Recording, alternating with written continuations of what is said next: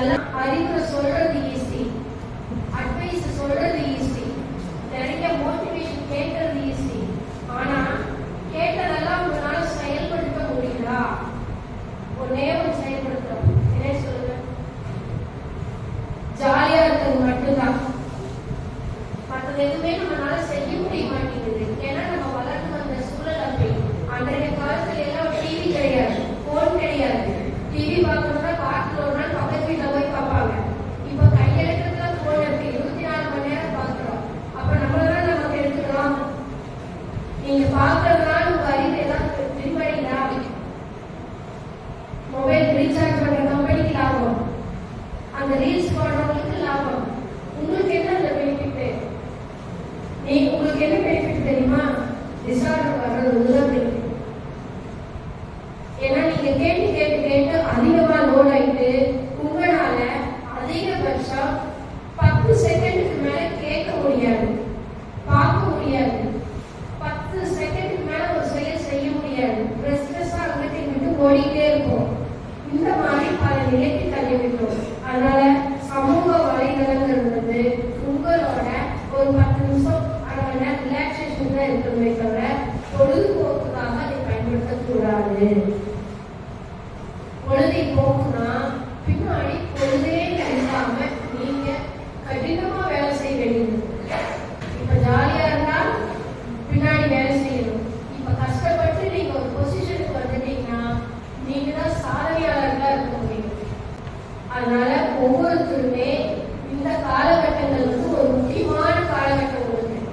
இந்த கல்லூரி காலகட்டம்ங்கிறது உங்களோட இதுவரைக்கும் பாடத்திட்டத்தை மட்டுமே படிச்சுட்டு வந்தவங்களுக்கு எஜுகேஷன்ல இப்ப டெவலப் ஆக போறீங்க, எக்கனாமில டெவலப் ஆக போறீங்க, சோசியல் ஸ்டேட்டஸ்ல டெவலப் ஆக போறீங்க, உங்களோட ஹெல்த் இதுல டெவலப் ஆக போறீங்க.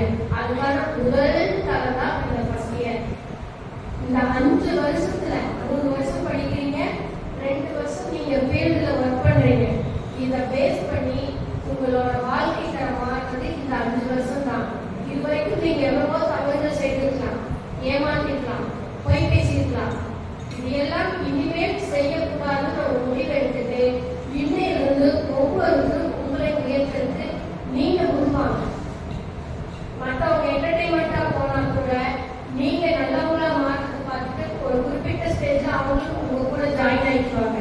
நல்ல விஷயங்கள் செய்யறப்ப கெட்ட விஷயங்கள் ஒரு மனிதனுக்குள்ள 2 தடவை 3 தடவை பார்த்தா போதும், ஒரு கெட்ட விஷயம் உள்ள சீக்கிரமா போயிடும். அதைய நாங்க உளவியல் ரீதியில கொப்படைச்சு கண்டறிந்து மாற்றி வைக்கிறதுக்கு 800 முறை ஒர்க் பண்ணணும்.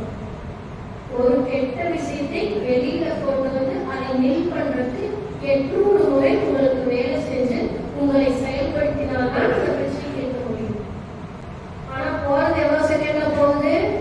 4 தடவை பார்த்தா போதும். அது வெளியில கொண்டு வரதுக்கு 800 முறை வேலை செய்யணும். அப்போ ஒவ்வொரு விஷயத்தையும் நம்மளோட லைஃப் ஏன் ஃபெயிலியர் ஆகுதுன்னு தெரிஞ்சுக்கோங்க. பார்த்தது, கேட்டது, கெட்டது இதை வச்சு நீங்க எதுல வேலை செய்யறீங்களோ அதை பேஸ் பண்ணிதான் உங்களோட வளர்ச்சியா வீழ்ச்சியாங்கிறது இருக்கும்.